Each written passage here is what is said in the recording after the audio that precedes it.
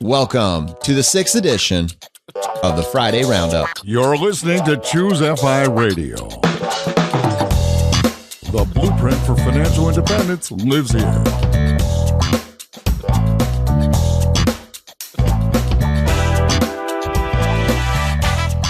If you're looking to unlock the secrets to financial independence and early retirement, you're in the right place.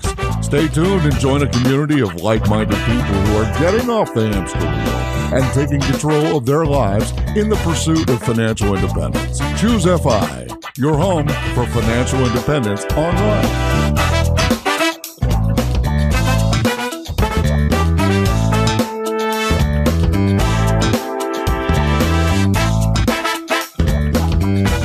All right, guys, we are back in the studio. It's Friday. You made it. You're almost there. You got an awesome weekend coming up. But this past Monday, we had Brandon from the Mad Fientist, and this was a big one. I mean, this is one that Brad and I had wanted to do basically since day one, since our first podcast when we launched on January 1st. I mean, I know more as a result of doing this podcast than I did in December and September. I mean, these ideas are crystallizing for me due to just not only the guests that we have coming on, but then the additional information we're getting from our community. Yeah, it is fun. And we're just like so in awe of the community. What we've come to learn is that people have been craving this, and hopefully we're providing a home for this FIRE community. And by the way, we hit a huge milestone. We just had our 50th written review.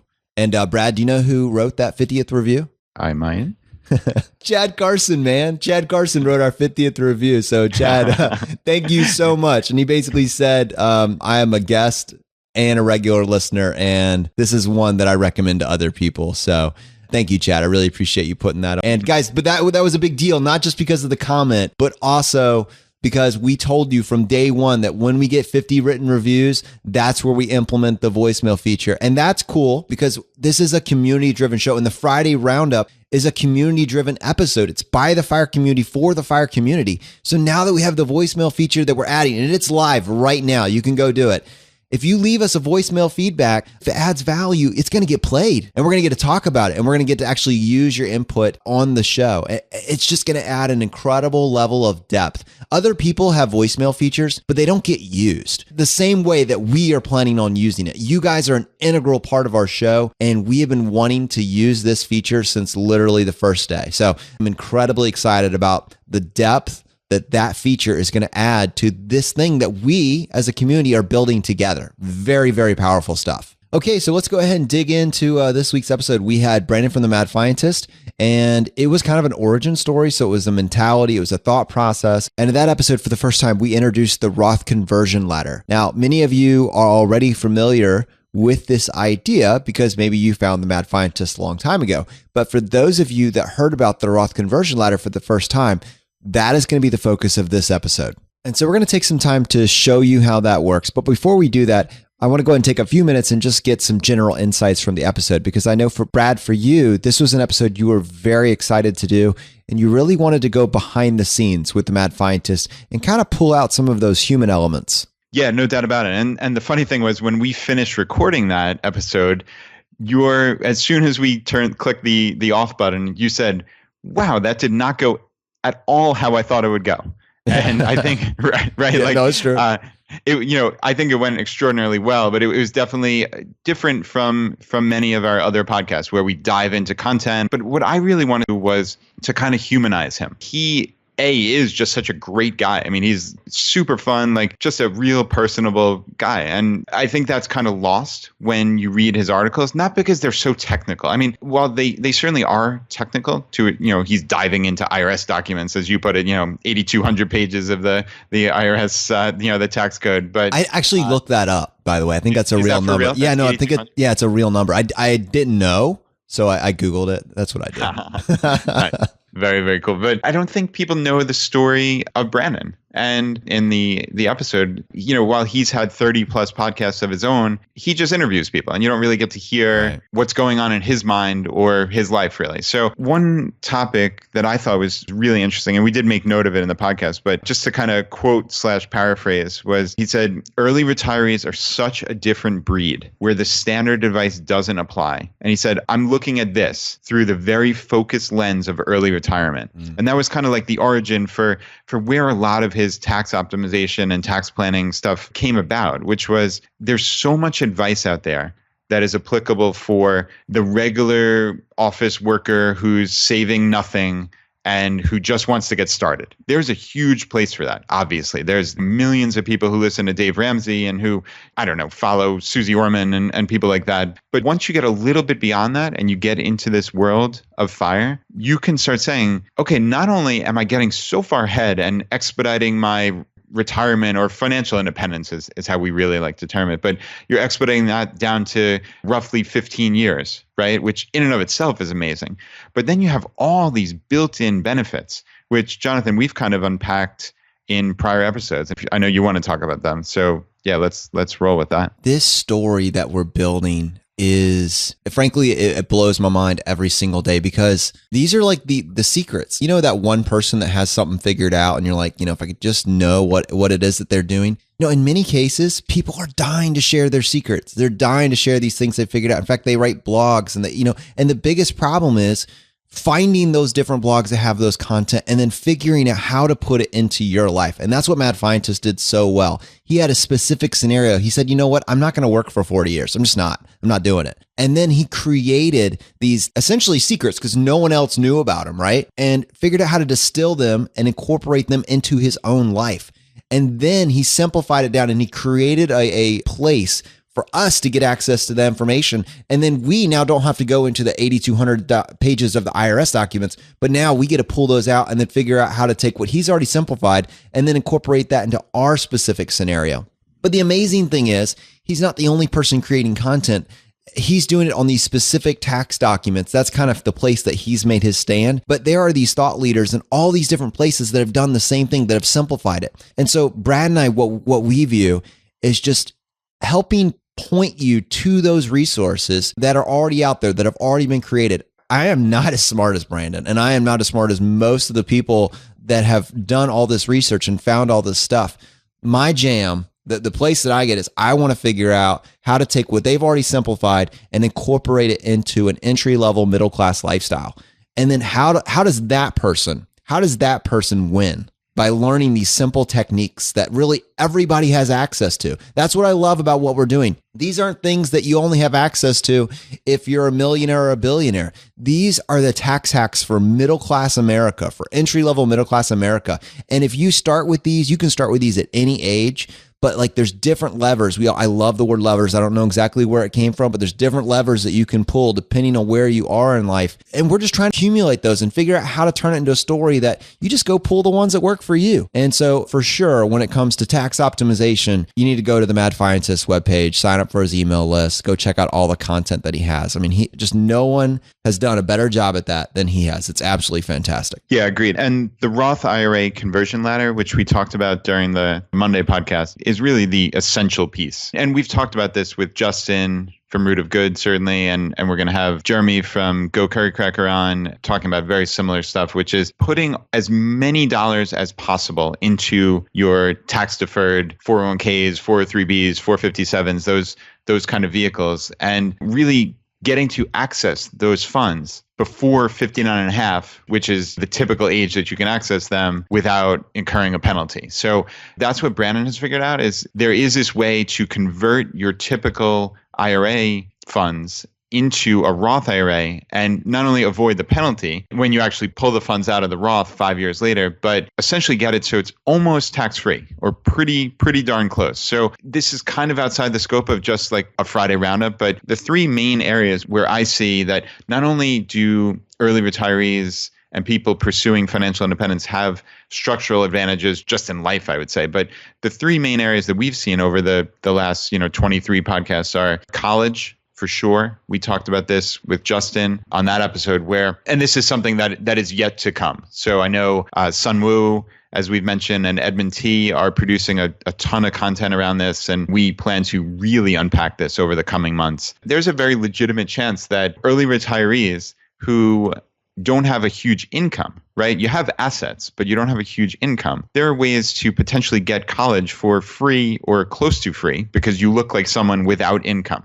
Right. So that's a huge structural advantage. We talked about, obviously, tax plan, which is potentially getting all of your money that you've tax deferred out at a 0% effective tax rate or pretty close. And actually, just to plug that, and not to interrupt Brad, but next Monday, we're going to be going through exactly, he's talking about never pay taxes again, capital gains and losses, which are some advanced techniques, but that's going to be with Go Curry Cracker. So just keep that in mind as he's continuing with this. Yeah. So that's, 3 days away. Be sure to grab that episode on Monday. Right. I mean, tax planning to essentially get all of your money out and never pay taxes on it. Talk about a structural advantage. It doesn't get bigger than that. And then this is way outside the scope of this particular podcast since we haven't talked about it much, but many people in the FIRE community have talked about healthcare. And certainly under the current healthcare law, there are these huge subsidies for people who are not making a lot of money, right? So if those are the rules, then it's up to you really to use them to your benefit. Now, we're not getting into politics here. That is not the intent of Choose FI in any way, shape, or form. But again, if those are the rules and you qualify for huge subsidies,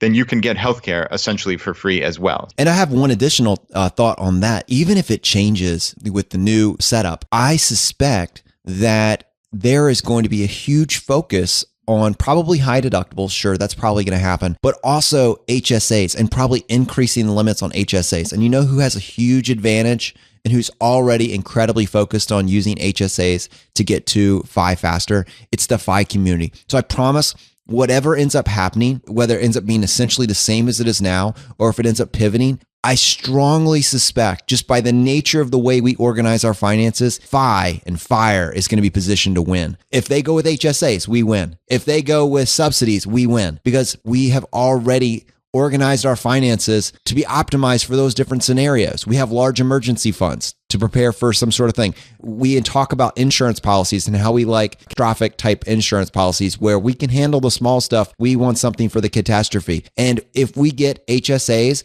with $11,000 limits that we can put in there, we have tools to crush that. So we're going to get into insurance, and either way, whichever way it ends up going, we're going to take the time to explore how that might work. But it doesn't really matter what happens because of the way that the FIRE community organizes their finances. They're positioned to win, and that's what we want to do. We want to win. Yeah, no, that's a great way to put it, Jonathan. No doubt about it. And just to kind of pivot back now to Brandon himself, I thought it was really cool that he was just so honest on the podcast. I mean, he talked about some pretty dark periods that he had where he thought actually depressed. And he talked about that quarter life crisis that he had on his 30th birthday. And he was living this life of deprivation where he thought just getting to this number would make him happy. And you hit it and it's an empty feeling, right? And that's really important to remember for everyone out there. Is this is about, in our opinion, it's like a secret to life, which is what Jonathan kind of mentioned earlier, which is I believe that living this way and saving all this money and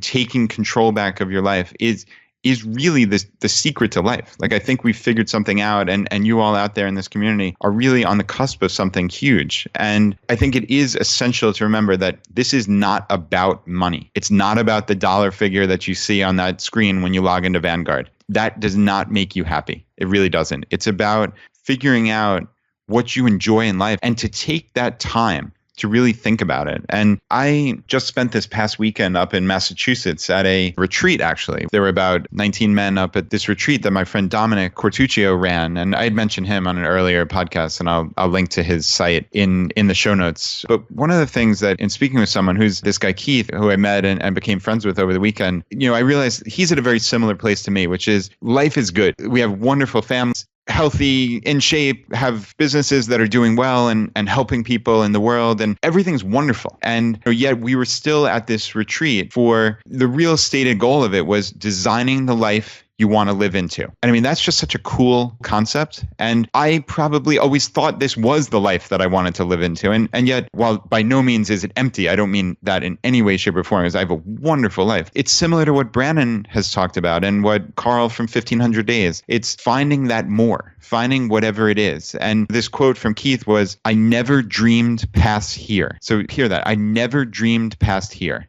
That hit me just so hard because I can say, like, I never dreamed I would get here where everything is wonderful. I'm on the cusp of financial independence. I have this podcast that we started 3 months ago that is now reaching tens of thousands of people. And we legitimately think this can reach hundreds of thousands of people or millions of people. And that's a quote that I'm just going to keep with me for the rest of my life is dream bigger and find what makes you happy in life and what brings you joy. And that was just such a huge takeaway for me from this weekend and just incredibly valuable. So I'm glad I got a chance to talk about it here. It feels nice to kind of chat about it. Wow, Brad, that's awesome, man. Thanks so much for sharing.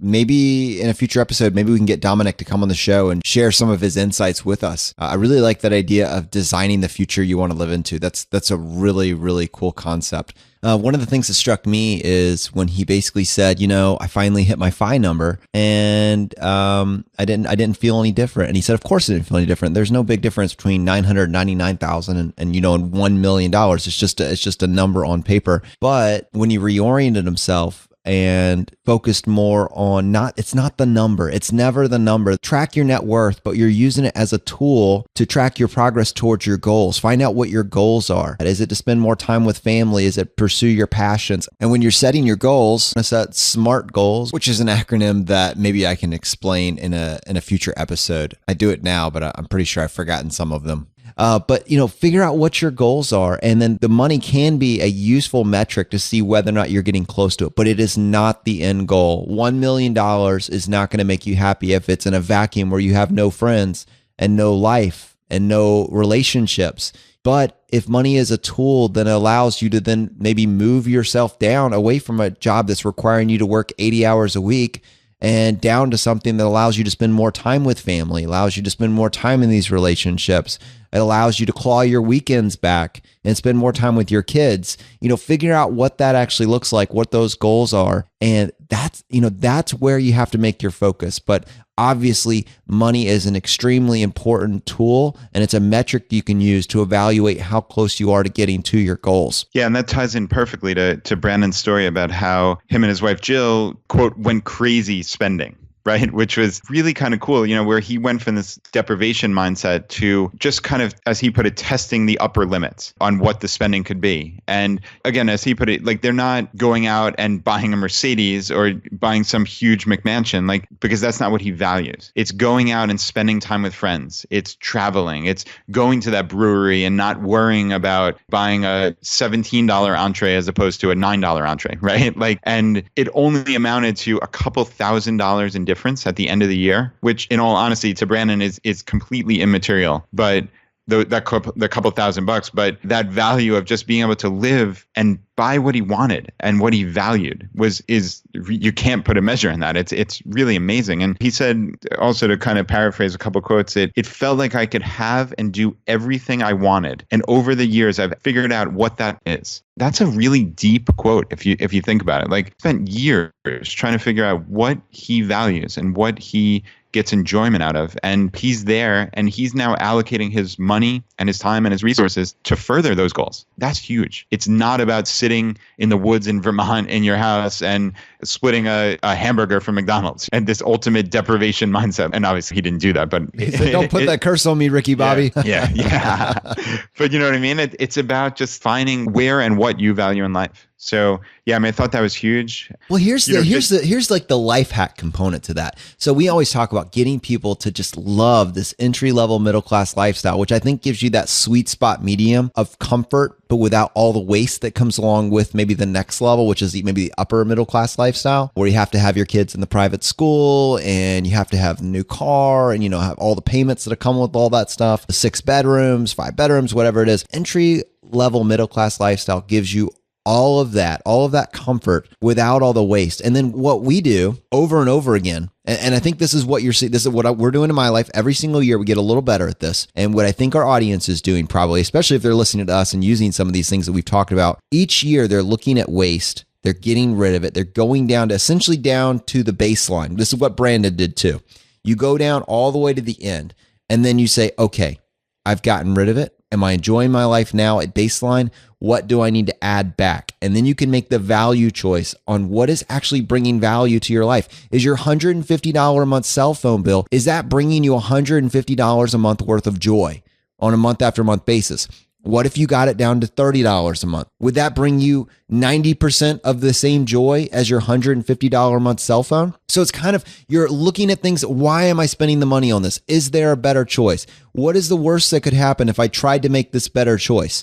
You go do that. And then now you're there. Now your baseline of your expenses is somewhere between 30 and 40 grand, where when you weren't looking at it at all, you were spending 60 to 80. And so now you're there. Now you can figure, what do I need to add back? And that's what he did. Now he's testing the perimeters. That's what we talked about. He's testing the perimeters. And he said, you know what? Wow, I could actually do all that. And once you've gotten used to this entry-level middle-class lifestyle, and then you add a few things back in, maybe you feel like you're living this luxurious lifestyle, but I guarantee you're living it for a fraction of the cost as your peers that weren't thinking about it at any point in time. Yeah. And, this entire concept is something I've been thinking about very specifically over the last week, and kind of ties into this retreat that I went to, which is trying to figure out, like, what do I want my life to look like? And, for me, a lot of that is having a support system of friends who we see often and we hang out with. And unfortunately, when everybody's busy, it's difficult to get together with people. And I don't know what it is sometimes, if it's in people's minds of it's just too much of a hassle, or you have to go and get a babysitter, or something that holds people back from getting together as often as they'd like. And well, by no means am I looking to give my friends financial assistance, or saying that they're not doing something because of money. But I was just thinking, what's one of the main resistance points to getting together with your friends and going out to dinner? Or they have we've been thinking about going to one of those escape rooms. Jonathan, you've probably heard of I want to do that. They have two in Richmond. I really want to do that. Yeah, let's do that. I've been meaning to get a group of people together to do that. So, what if we hire a babysitter? We have a couple of girls in the neighborhood who can babysit. And, what if we do a fun thing, where we have a party essentially for the kids with a couple of babysitters in a nice safe spot. And then the parents go out for an hour and go to this escape room. Again, I don't know if that's even plausible or if people would think that's ridiculous, but it at least caused me to think in a slightly different way of how can I spend a little bit of money to potentially bring more joy to my life, which is seeing my friends, so that might be slightly unconventional. And it, like I said, it just might not work, but it at least made me think differently. And that was a very cool thing, I thought. This is the power of financial independence. This is the power of achieving freedom before you're 65. You can make these decisions. I tell you, you know what you're competing against when you ask your friends to go do something like that? Honestly, they've just gotten through a 5-day workday stretch. They have to go mow their lawn and they have to do laundry. Then they have to make food for their kids, and their weekend's gone, right? And if they make that decision to go hang out with you, then they're not going to get to spending time with each other. Now, probably, frankly, in many cases, that time that they spend with each other is just being spent in front of the TV. But that's what the middle class family's lifestyle that has to work 40 to 60 hours a week and both spouses are working. That's what it looks like. That's what they're trapped in. Now, to me, totally understandable. All of us are going to have to do that at some point. But in the FIRE community, we're doing that to pursue this alternate path. And we're trying to get on this aggressive raceway to the other side where, you know what? That is optional now, or it's dialed back, or maybe one spouse can now stay at home because you're halfway to FI, or, something along those lines. And it doesn't get as stressful. You can be more flexible with your time because you have so much more of it. You can be more generous with it. You can actually go and do that sorts of thing because you've got time in your week for these other mundane tasks that inevitably with middle class America is just being stacked on that 2 sacred days that they have every weekend. When you're FI, every day is the weekend. Every day.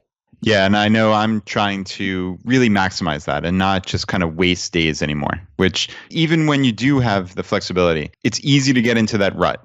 And I'm trying to just be more intentional about my days. And that might mean like literally having a list of things that I like to do, that my daughters and I like to do together, and like actually physically printing this thing out. Just saying like one time a week, I'm going to take my older daughter, Anna, and we're going to do a daddy-daughter alone time for a couple hours and pick one of these things that you feel like doing. I am submitting you for like Dad of the Year award. Every single week, I'm more convinced that if there's a prize out there, I'm going to submit Brad's name for Dad of the Year. That is freaking awesome. I love it. Thanks, man. I appreciate it. And you have to work at this because you do get into those ruts. And again, I'm just really just trying to just get better in like every aspect of my life over a long period of time, and just make like little changes that I can make to just have a better, happier, more joyful life. And I think that's something that the kids will look back on 20 years from now and just say like, wow, like we got to spend that time with Dad that was just so important and so precious. And like most people don't have that option. And I realize how fortunate I am, and I don't want to squander it. And that's something that really came up to me over the last couple of days, certainly. All right, Brad. So one of my favorite things to do when we get a new tool or technique is make sure we can give a sample scenario and actually visualize what that would actually look like. I think that's really powerful. It's not necessarily that everybody's going to have that same story, but if they can visualize how it worked for one person and what their scenario was, they can figure out what they can do to get closer to it, or what part of that they can use in their own life. So for the sake of unpacking the Roth conversion ladder, let's just take this scenario where we have this 20-year-old guy. Now imagine that he basically figured out the college hacking thing. Now, did he do all of it or part of it? Did he get scholarship? Doesn't really matter, but he graduated at the age of 20 and he's married and has a kid at this point, and he's working in a career that makes $60,000 a year, say engineering, something like that. Now, this guy is on a 20-year plan, and he's making $60,000, and each year he maxes out his 401k, which is $18,000. They have a entry-level middle-class lifestyle. They're able to do it for about $30,000 a year. They do pay some taxes on that. There's a little bit of difference left in there. And he's on this track for 20 years. And so for each year, he's maxing out that 401k, $18,000 a year. It's making an 8% rate of return. So at the end of 20 years, he's at the age of 40. He's have $889,000 in his 401k. So Brad, my question to you is, for this guy, what does using the Roth conversion ladder, what does that actually look like given that specific scenario? Okay, cool. I think this will be interesting, and hopefully we can convey this, a lot of numbers here, just on a podcast. So I'm going to try to make this as interesting and as much of a story as possible. So I guess let's just look at each year, right? And what that year looks like. So 60,000 gross income, they're immediately putting the 18,000 into the 401k. All right, so they've got 42,000 left over. Now, let's just talk about like the taxes aspect. As we heard from Millionaire Educator, when you're married and you have one kid, you have about $34,000 of free money space. Okay. So what that means is that's your standard deduction, your 3 personal exemptions, and that adds up to about $25,000 in total. Okay. These are deductions on your tax return. And then you have a child tax credit of $1,000. So when you back that all out into deductions, it amounts to $34,000. So this guy started at 60K. He already put 18,000 into his 401k. So his taxable income is down to 42,000. And now we're taking out 34,000 of deductions, right? So it's an $8,000 taxable income to be applied against the tax rates. And at that rate, he's in the 10% bracket. So he's literally paying $800 in federal tax each year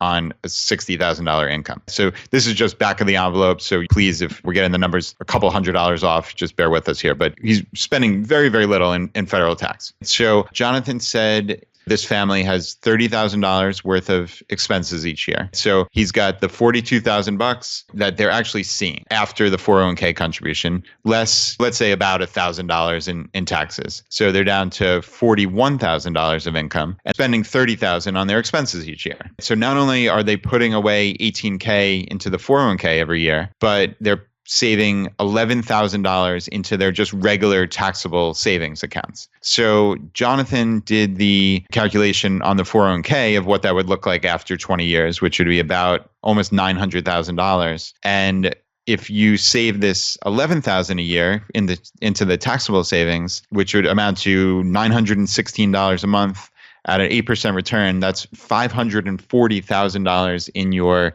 taxable savings. All right. And the reason why I bring that up is that's essential for this Roth IRA conversion ladder. So, he gets to 20 years down the road and stops working. Okay. He's got 900,000 in a 401k. He's got 500,000 and change in his taxable savings, and now wants to start converting that money in the 401k and essentially get it out tax-free or pretty darn close. So what I would suggest doing is maximizing that free money. So, in today's amount, it's $34,000, as I mentioned a couple of minutes ago. So he can convert $34,000 every single year, and it essentially be tax-free, because as we discussed, that $34,000 conversion is a taxable event. So the $34,000 will go on his tax return as income. But as we've discussed, with the standard deduction, the personal exemptions, and the child tax credit, which may or may not have 20 years down the road, but we'll say he does, hypothetically, you'd have $34,000 in free money at deductions, tax of $0.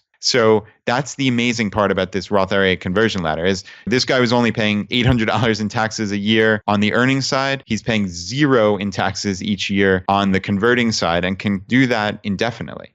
Now, Jonathan, do you want to jump in with any questions? Yeah. So I just want to always slow down and hit on certain things. So keep in mind, he's now 40 years old and he's done working, right? So he has zero income, right? So when we're talking about now, he has that $34,000 space that he can convert this, this $1 million nest egg that he has, this $900,000 nest egg from his investments, from his 401k. He is not making anything. So he's now living off of, and I think what you're saying is he's able to pull out the 401k money, 34,000 of that per year, and roll it into a Roth IRA, and that's called a conversion, right? Correct. And he will pay zero tax on that. So, and remember, the cool thing about the Roth is you don't pay any taxes on it when you pull it out. So follow me here. If it got put in the 401k pre-tax and then it got rolled over to the Roth IRA using a conversion without incurring any tax, and then it stays in that Roth for the 5-year period of time, at which point the conversion is now considered a contribution,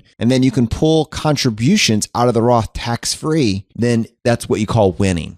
Yeah, that's the biggest win you can ever get, right, man? Yeah. $0 in tax on that money. All right. So what is he going to live off? Talk us through that. Yeah. So now, the key point is that you can take, once you do that conversion, now you cannot pull that money out on day one. You have to wait 5 years. Okay. And then those conversions essentially take the character of a Roth IRA contribution, which means you can pull it out tax and penalty free at any time once you've reached that 5-year period. Now, with a regular Roth IRA contribution, as we discussed previously, you can pull that out anytime on day 1, day 2, whenever you want. But with the Roth IRA conversion, the rule is you can pull it out after 5 years. So you need to get from retirement day to that 5th year, essentially. That's the whole key here. Now, this guy has $500,000+ sitting in his taxable savings, and he's literally just going to pull out $30,000 a year, however frequent basis. He's just that money for his living expenses. And, that is the key, is having at least 5 years of living expenses in your regular taxable savings accounts. Okay. Now, obviously he has many, many more than 5 years here. He's got probably close to 20 years without any investment returns. So this guy's in amazing shape. And this hypothetical is done on a $60,000 income, which is not astronomical for a family, and on $30,000 a year in living expenses, which is that entry middle class lifestyle that we've talked about over and over and over again. So this is not some crazy hypothetical where this guy was set up with a silver spoon. I mean, this is someone making $60K a year and just living a fairly frugal lifestyle. So he's done everything right, and he can draw down his regular taxable savings, and then once he gets to year 5, he's got that $30K to pull out of his Roth IRA. Now, every single year from year 0, he's doing year 0 after retirement, I should say.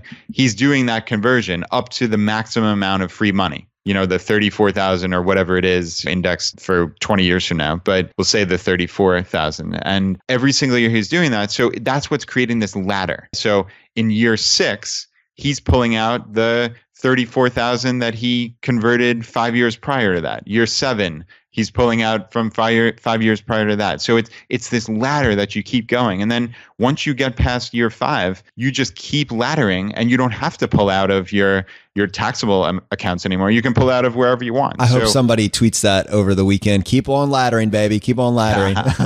No, but this is super cool. And also, did you think about it? He has all this money in this taxable account. Is he limited to just the third? I mean, he can pull any amount he wants, right? Yeah, they certainly could. I mean, any savings in your quote unquote taxable accounts, that's just savings. It could be sitting in your Wells Fargo bank account. It's the exact same thing. It's your money, savings. In all likelihood, it happens to be in Vanguard or Fidelity or Schwab because you want to grow it. But that $540,000 that he saved could be just sitting in his checking account. It's the exact same money. It's money that you've already paid taxes on and have saved. I use that kind of farcically because this guy didn't really pay taxes on it because he's figured out the secret to life by doing this, right? Yeah. But for most, normal schlubs, they've paid taxes on it, and it's the amount of money that they've saved after. It's so much fun. Yeah. I mean, it's what we just unpacked in the last 10 minutes or thereabouts is really amazing. I mean, if someone could do that, which it's not that difficult. What we just described is, like I said before, it's not earth-shattering. Well, here's what you do, man. This is how you next level it. That's the more complicated way. You know how you make it even easier? You just go ahead and become a teacher and find a job that's a teacher that pays $60,000. Maybe that's doable. Maybe it's not doable. But if you're a teacher in a public school system and you can make $60,000 a year, then you have access to the 457, right? Yeah. I mean, that, or if you're a firefighter, and you can make $60,000, if you can get to a $60,000 income as a firefighter or police officer for your state, you have access to the 457. That's the simple math right there, my friends. Yeah, that's powerful. That's a good call. And just real quick, for those of you that are wondering, what the heck is he talking about? Go check out our episode 13, The Unfair Phi Advantage of Being a Teacher, that featured Millionaire Educator. And it'll show you how to unlock the power of the 457. So yeah, hopefully that was useful to you guys out there. I think this, when you read it on paper, it can be kind of confusing, but it's really pretty straightforward once you get into it. So yeah, as always, let us know your comments. Don't hold us to, sticklers to every dollar we used in this scenario. Like, I obviously rounded with some of the tax stuff, but keep it coming with feedback or questions. As always, it's feedback@choosefi.com. Very, very cool. And if you want to subscribe and get on our email list, just text ChooseFI to 44222. So this is a question, and it's from Heather. And she says, "Hi, Jonathan and Brad. Your podcast has certainly made it to the top of my list. I've already my friends listening. I have a question about my 401k and my pension. I recently left my job due to health issues, and I'm waiting to see if my application for my company's long-term disability insurance will be approved. In the meantime, what do I do with my 401k and my pension? I'm fully vested. This is a company I've worked for over 16 years. Now, I know you highly recommend Vanguard, and I'm thinking of heading in their direction. Do you know what kind of fund I can put this money into, or do you have any suggestions? Should I move some of it or all of it? My HR department told me that I could leave it for now as the rate of return is doing pretty well. My performance year to date is 6%, and I don't really want to rely on the advice from my HR department, and I also don't want to pay fees to an investment advisor. So Brad, what are your thoughts? All right, Heather, that's really great questions, and definitely a lot there. All right, the pension, that I don't know anything about. I'm not sure if you're using those synonymously here, 401k and pension, or if they're separate. Let's just talk about the 401k. I think one of the things that jumped out to me when I was reading this was when you said my HR department told me that I could leave it for now as the rate of return is doing pretty well. My performance year to date is 6.09%. Now, I don't want you to get caught up in this because it really doesn't matter like what the return is. It matters what the funds that they offer are and what the expense ratios are. So let's just say hypothetically, right? Like the market is up, this is hypothetical, the market is up 20% year to date, but your performance is 6.09. Well, that's not so great, right? But 6.09 sounds wonderful in a vacuum, but with no point of comparison, like that number in and of itself doesn't mean anything. So hopefully that makes sense. What I would look at is the range of funds that are offered. And what's interesting here is that when I left my company, and I've never mentioned this on the podcast actually, but I actually left my 401k with my old company. This is kind of unusual. I think most people, and what everyone out there who has done this before is probably waiting for me to say is you should roll your 401k out of your old employer and get control over it. You roll it into an IRA with Vanguard or Fidelity or Schwab, and then you invest it in, as we discussed, again and again, and we'll have Jim Collins on in a couple of weeks, talking about, VTSAX and ultra low cost index funds, specifically from Vanguard. So that's the standard advice. But what I want to tell you is the standard advice doesn't always hold true. And that's why I say, like, the 6.09 doesn't mean anything in and of itself in a vacuum, but it could mean that you do have great access to funds there. And with my particular company, they actually had the Vanguard Total Stock Market Index Fund, but they had the institutional class. And this offered the lowest expense ratio I've ever seen, as opposed to 0.05% or 0.05 or 0.04 that you see for the major VTSAX and those type of funds from Vanguard, Schwab, and Fidelity. This one had 0.03. So while that's only 1/100% difference, it's still pretty darn good. And I'm not going to pass it up because I simply can never get that rate on my own. So there was no real incentive, honestly, to roll the 401k out for me, because I was literally going to put it in that same fund with a higher expense ratio. Okay, so that's probably unusual for most people. Most companies probably aren't offering the exact Vanguard index fund that you want at the lowest possible rate. But that's why I say look into your options. So what I would say is look at your funds, look at whatever kind of total stock market index fund or S&P 500, which is a pretty good proxy, and see what the expense ratios are. If they're less than 0.05, then maybe you contemplate leaving it there. If you have bad options funds, I would definitely start the process of rolling that out to Vanguard and get all your money in VTSAX or however you allocate it. That's how I go about it. I know, as you'll learn from Jim Collins in a week and a half, that he puts, I think, 75% of his funds in VTSAX, and because of his age, he puts the rest in bonds. So some people like international funds. People of good faith can disagree slightly on that kind of stuff. But the real key is getting it into low cost funds. So hopefully that's a bit of a long-winded answer, but hopefully that gives you like a flavor for how I would think through this. And again, I don't know the specific details of long-term disability. And, it sounds like you left your company, so you would be eligible to roll that 401k out. And again, we don't have enough detail about the pension, so I can't speak intelligently on that. But yeah, hopefully that gives you a good flavor about the 401k. So yeah, Jonathan, you have anything to add? You stole a little bit of my thunder there with the allocation models. I was just going to say, Heather, check in when we do episode 19 where we interview Jim Collins. But certainly age and risk tolerance and whether or not you are going to have any additional forms of income coming in will help you determine your particular risk tolerance and your ratio of stocks to bonds. Vanguard does offer both those if you decide to move it over. Always start by looking at your expense ratios and see how high that is compared to maybe some of the things that we've been talking about. If your company offers a bunch of different funds, if you just by default set up something or HR just set up something for you and you didn't have any input, I suspect that you're probably either in a target date or you probably are not in an index fund. So you could also see whether or not they have an index. And this is just general advice to people that have a company that have just kind of let things go on autopilot and haven't really had an input. My company did have index funds, but you kind of had to dig through the weeds to find it. And certainly if you have an option, in most cases, it's ideal to get an index fund if you only have certain options inside of your company's portfolio, just because those will always be lower in fees. So it would be nice if everybody had access to Vanguard inside their 401k, but that I do not have. I wish I did. So those are my general thoughts. All right. So Brian had a question for us and he said, hey guys, once again, really enjoying the Friday roundups. He says, my wife and I are just starting out on our FI journey. We just paid off all debt. Congratulations. So they don't have any car payment. They don't have a sofa payment. Nice. No mortgage, nothing. That is incredible, man. I would love to know what your baseline of expenses are. So with that being said, we're just being as frugal as possible. We're pushing any extra money into our savings right now. Mike, his question though is how the whole 4% rule works. Now he's read a bunch of articles about it, but he's a little green on the specifics of how you pull the 4% to live off of when the time comes, and what accounts this would come from: the 401k, the IRA, the Roth IRA, and he just wants to get it right. I'm with you, man. You want to win. So, honestly, I think a lot of that we really just answered for you, and what that hypothetical might look like if you were trying to do the Roth conversion ladder. But maybe we can address some of the finer details there, just for the general public. This would probably be related to your age and how old you are when you actually do retire. It sounds like you're going to be early retirement, I'm guessing. Oh, he said in his mid 30s. So if you've pulled the levers that we talked about earlier and you have 5 years of living expenses set aside, then you could pretty easily work on doing your 401k to Roth IRA conversion. So just reference the first half where we really unpack that.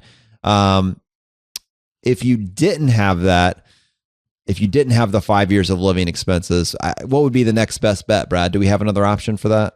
Yeah. So if you didn't have the 5 years of living expenses, I mean, I think you can still, like, the play here is to manage your tax and manage your taxable income and how much of that free money you have. So you don't have to be perfect, right? So you can still pay a little bit of tax if that's what it boils down to, right? Like, I'm sure you're going to have some savings built up, and you are going to have, if you have some money in your Roth IRA, as we've discussed, you can pull out your contributions at any time, tax and penalty free. So that's probably, another, if you've been putting in the 5,500 or, whatever per year over a 10-year period, you probably got, plus investment gains. I don't know what you have, $80,000, let's say. So, that will help. So you have your 5,500 each year, which, let's say you're on this path for 10 years, you have $55,000 sitting in there that are contributions that you can pull out, tax and penalty free. You've got whatever savings that might not be 5 years worth of living expenses, but it's some. And, in conjunction with the Roth contributions, you're getting closer. And then if there is some left over, well, I mean, then you get into a scenario where you have to pull some money out from your 401k, and okay, maybe you do get hit with the 10% penalty. But because you're in such a low tax bracket, you might, and depending on what your living expenses are, if you have all that stuff paid off, you might have like additional free money, quote unquote, that you don't need for the Roth IRA conversion 5 years down the line. And you take some of that free money and pay zero tax on the living expenses in the current year, but just incur the penalty. So that's probably sounds a little bit confusing, but I'm just trying to paint a picture of like how you can come up with these living expenses for the first 5 years and still pay very minimal amounts of tax or penalty, which, we'll call tax in this case. So I think that's doable. Or, I mean, the short answer is if you're a couple, maybe you work an extra year, and have a little bit of extra money in after-tax accounts. I don't love that as an answer. Or maybe you have a part-time job and make a couple $1,000 or whatever it is you're doing in early retirement anyway. As we've discussed with Carl from 1,500 Days, like most people are earning some type of money in their financial independence retired early years. It's not that we're looking to sit on a couch somewhere and watch Dateline or, Grey's Anatomy, like Jonathan said. We're looking to live lives of value. And that might mean making a little bit of money, right? So like that could get you there. Hopefully this is all, again, just painting this picture of how this is doable, even if you don't have the perfectly optimized scenario where you have the 5 years of living expenses. So yeah, Jonathan, you got anything to add? Totally. I get so excited with just figuring out what this picture looks like for this couple in their mid 30s. And obviously, the key that we're coming back is maximize that 401k. Are y'all hearing that? Get as much in that 401k as possible. Just do it, right? That's number one. Number two is we want to get some extra in some other accounts, maybe a Roth, maybe a taxable account. We want to get something else because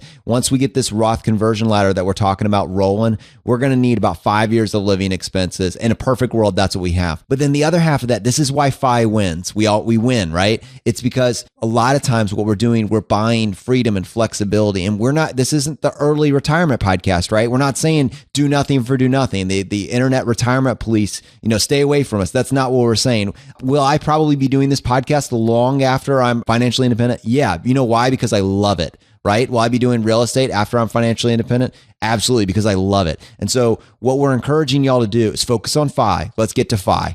But along the way, why not do a side hustle? And again, a side hustle is not you working and hating what you're doing. It's finding what you love and then finding a way to monetize it, right? So, I mean, just something on the side. It doesn't have to be much. You don't need to make $100,000, $200,000, $500,000 because of the lifestyle that we've created and the investment vehicles that we're channeling. That's going to take care of financial independence. But if we create $20,000 of income on the side, $40,000 of income on the side, and it's doing something that we will legitimately love. So while our neighbors are watching Grey's Anatomy, you're putting a little bit of time into your side hustle, that it is your hobby. You enjoy it. You figured out how to monetize it, and it's bringing in income for you and your family. And it's mostly passive, but when it's not passive, you're loving it, right? That's the power of the flexibility of the vision and the story that Brad and I are trying to tell. You have so many options, but the baseline is max out that freaking 401k. Go do it now, and then figure out how you're going to cover those 5 years of living expenses. And you can be creative with that. And it doesn't have to be perfect,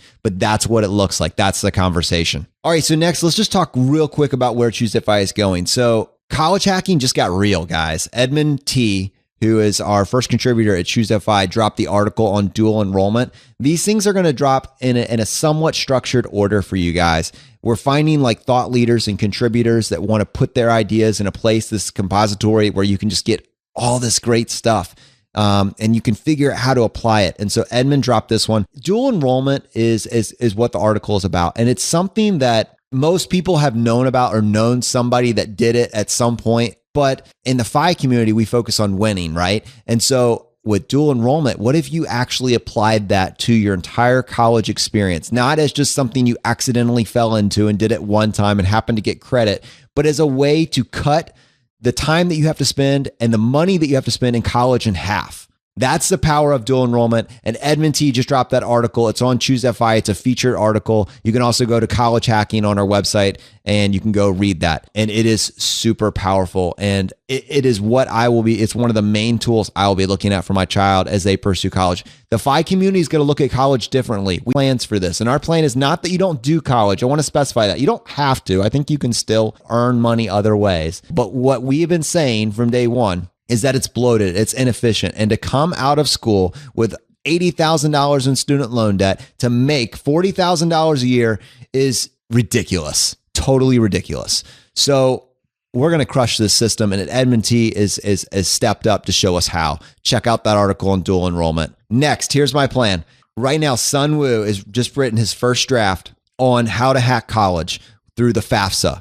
His idea is you can have $1 million in assets and get an 0% expected family contribution on the FAFSA. This is huge. This is the next key because we're all about arranging our finances in a way that optimizes us to succeed in life. Now, let me tell you just a short story. I am the oldest of 5 kids. My mom was a stay-at-home mom. My dad was the only one that worked. He worked as a college professor. And probably when we were growing up, he made, 30, 40, 50,000 a year with 5 kids. And when it was time for us to go to college, we got a 0% help on the EFC. Zero. Like they just thought we made too much money, I guess. Now, I don't know how that's possible. I really don't, but that's what came back. But you know what? My dad didn't know the rules, and we didn't know what calculations they looked at when determining what your EFC does. Sun Wu just went and figured all that out and wrote it up in a post, and we're going to be unpacking that for y'all in the very near future here. But that's the power of being in this community. You learn the rules so you can win, and you win at things that actually affect your life. These are things that every single person listening to this, either it will affect your life directly, it'll affect your child's life, or it'll affect someone that you know. And that's the information that we want to get to. So that's coming soon. So right now, here's what you do. You go to ChooseFI.com. You go check out that latest article on dual enrollment. Get that idea, that concept locked down. If you don't need it right now, you put it away and you know that it's going to be there when you need it. And then the next piece of that is let's look at how you can arrange your finances so you don't end up in the situation that my dad ended up in with 5 kids and 0% aid on the EFC formula. Let's learn how to optimize your finances so you can have $1 million in assets and get 100% aid on the EFC formula. That's where I want y'all to be.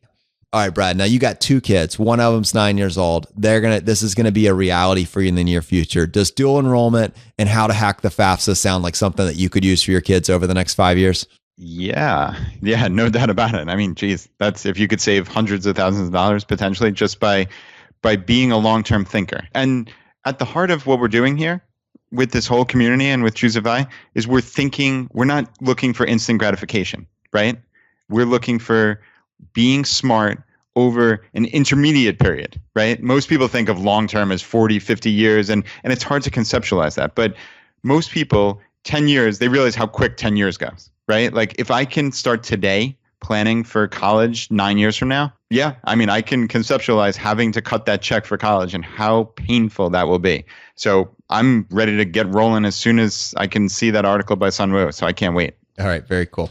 I have another little bonus for y'all today. Now, it's tax season. It's probably too late for y'all to take advantage of that for this year, but this is literally going to blow your mind in the future, and it's something that a lot of you are going to be able to take advantage of. So this is from K Siri, and he sent it to me, and honestly, I had to read it 3 or 4 times, but it finally clicked, and I understood what he's saying, and it totally changed the way I look at itemizing. So I'm not going to read the whole email, but basically, he sent it my way, and he said he learned this from his dad, who learned it from a 90-year-old farmer. And this guy had figured something out. And basically, the situation the guy was falling into was that because he didn't have a mortgage, when you don't have a mortgage, you essentially lose one of the largest line items that allows you to item. So let's say you have a mortgage and each year you pay $5,000 of interest on your mortgage. Then from there, that gets you started. And then all the other deductions you have, or all the other things that you can itemize, like your state taxes and your personal property taxes and your charitable donations, or if you go to church, your tithes, all those sorts of things, those stack up from there. But for a married couple, the standard deduction is $12,000. So if you don't have a mortgage, without that in place, you just kind of end up getting just up to the standard deduction, and then it kind of just nets out at nothing, or maybe you get like an extra $1,000 of credit. And if you pay off your mortgage, that is a reality that you will face every April. Am I right, Brad? Yep, for sure. Okay, so this is just talk about just a different way of looking at things. And it's specifically for people that have paid off their mortgage, maybe because they're Dave Ramsey people, and they do a significant amount of charitable donations. Maybe they go to church and they tithe a certain amount on a regular basis. What he started doing, he started doubling down on his donations. So instead of just sending let's just talk about a charitable donation right now. Instead of sending that regular charitable donation every single month to his, church or, organization that he sends it to, what he started doing is he would do the regular payment, and then at the end of December, he would send them all of his payments for the next year, which is a big lump sum. I get that, but follow me on this. So let's say that now 2017, you send your charitable organization everything for 2017, over the month at a time. And then in December, you give them everything for the following year. So now you've doubled down on it. Then the following year, you don't send them anything, and you just do the standard deduction. And then you just alternate year after year. And it's every 2 years. This will allow you to get the best of both worlds. You'll get the best of itemizing in 2017 and the best of the standard deduction in 2018. And you don't just have to do it with this. Do it with anything that gives you some flexibility on when you pay it. So anything that you can pay ahead, do it in 1 year. And then the next year, don't do it and just do the standard deduction. And then I have never thought of it that way before. And it's the simplest thing in the world. And it will literally save me $1,000 to $2,000 a year in taxes. Yeah, this was really cool when I heard this. And I have to say, I asked my wife, who's a CPA, and she actually does taxes, and to see if this would work. And she said it absolutely would. Now, obviously, as Jonathan talked about, this is plunking down a lot of money in one calendar year or earlier than you expected. But that's the beauty of saving money, right? Is you don't have to think in terms of deprivation and cash flow like everybody else does, right? Like people are worried, when is their check going to come in so they can, hopefully the electric bill doesn't come out beforehand or something like that. Jonathan's talking about potentially doubling up your state tax payments in one calendar year. If you do, tithe, then, double up the tithe in one calendar year and use it to maximize. I mean, that's really, really cool. And it's just like, it's looking at a problem and thinking about it a little bit differently. So, there definitely, we can unpack this, in much greater detail, but it's really the concept and that we wanted to pass along today. So it's just thinking about a problem differently. All right, Brad, frugal win of the week. I have one. Do you have one? I don't know that I have one right now, but maybe I'll think of it while you're telling me yours. All right. This goes back to frugal wood. So if y'all remember, she talked about putting stuff on that list and then finding a frugal analog. And that was in our episode. I think it was episode 12, which was how to save 75% of your take-home pay. It's actually one of our most downloaded episodes. And in that particular episode, she said what she does whenever she wants to buy something new, she puts it on a list and lets it hang out. And I'll be honest with you, I am an impulse buyer. I've always been an impulse buyer. But the more I do this show, the more I believe in the ideas I'm presenting, the more I don't want to be an impulse buyer anymore. So here was my situation. I have a treadmill. I've been hearing for a while that people are saying standing desk are the way to go. Because if you're going to passive work on something on your computer, you might as well get a few steps in there while you're doing it. And if you're living the laptop lifestyle, or you're creating a website or podcast like I do, I spend a lot of time in front of the computer. So I was thinking, okay, maybe I need to figure out a way to get my computer on my treadmill so I can walk at 1 mile an hour while I'm doing this, so I can just, get a little bit of exercise while I'm burying myself in here. So they had something that I was looking at that can convert your treadmill into essentially a standing desk. And it was probably, like an $80 edition sort of thing. And so I put it on the list and I was thinking about it. And then the other day I said, you know what? I have this collapsible folding table. Let me just see if I can just put that on top of the treadmill. Honestly, I think it works better. I think it works way better. And you know what she was saying? Like when you buy something, you always find the fault with it. I can't find any fault with this because it was totally free and I hacked it, right? So I've actually been using it. I love it. I'm calling it the Technodrome because I have like my laptop up there. I got my little Bluetooth speaker and I've got, all sorts of arrays of technology on top of it, which are completely unfrugal. But for this one example, the standing desk, it's just working, man. It's just working perfectly. So frugal analog, that's my frugal win of the week. Technodrome. I like that a lot. And I feel like a slug sitting here on my bed in the spare bedroom here while I'm actually looking at the standing desk that I have in my room. And I don't think I've used it in quite some time, unfortunately, but maybe that'll spur me on and we can talk about that in a future win of the week. If anybody is actually looking for a standing desk, I actually found a really cool one. So you go to, we'll have this linked up in the show notes, but it's oristand.co. So oristand.co. And this thing is only $29 plus shipping. It's actually like it unfolds. So it's basically just like a piece of like heavy duty cardboard, but it's done in this like neat fashion. So you can unfold the thing and just stand up, move your laptop up to it and you're good to go. And when you feel like sitting, which most people invariably, like I tried this for a while and part of why I gave up was I just couldn't stand all day. Like I had this like pressing need to sit down. So I just got out of it. But like, because this enables you to just quickly pack it up or quickly unpack it if you feel like standing up, it's a really cool thing. So if you're not looking to spend a lot of money on like an actual standing desk, check this out. Very, very cool. All right, guys, that basically will wrap up our show today. Brad, we covered so much information and I honestly, every time I go into these, I don't always know what we're going to say. Yeah, it's crazy, right? I mean, when we kind of sketch this out in our heads, we probably planned for 10 minutes, at most, and we're well over an hour into this. And yeah, it is amazing when we just sit down and just talk about it. And right, like this is the ultimate conversation, and that's what's so cool. And I think that's what people are liking about this. Like, we received one comment basically saying like, it feels like I'm in a room having a conversation with you, except I'm the quiet guy in the corner, which I just thought was so cool. Yeah, right? Great. Like how awesome is that? And because that's what this is. You and I are just having a conversation. Like I didn't even remember that standing desk until you literally started talking about that. And I quickly Googled it in the background to see if I could remember the name of it. Like, that's awesome. That's what we do if you were sitting here and you and I were just chatting. So yeah, it's fun. Yeah, no, that's really cool, man.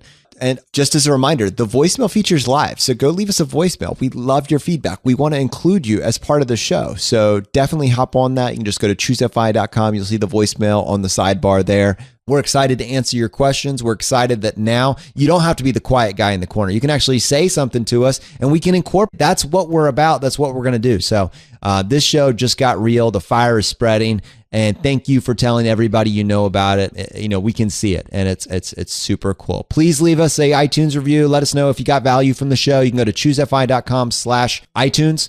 And also, just so you know, now when you search on iTunes for Choose FI, you can search for us as one word or as two words. We'll show up either way. We're moving up in the warehouse. We're moving on up, baby. We're moving on up. So yeah, y'all have a great weekend and we'll see you next week. We're going to be interviewing Jeremy from Go Curry Cracker, specifically unpacking how you can never pay federal taxes again legally. It's going to be fantastic. So thanks again, and we'll see you next time as we continue to go down the road less traveled. You've been listening to Choose FI Radio Podcast. where we help middle-class America build wealth, one life hack at a time.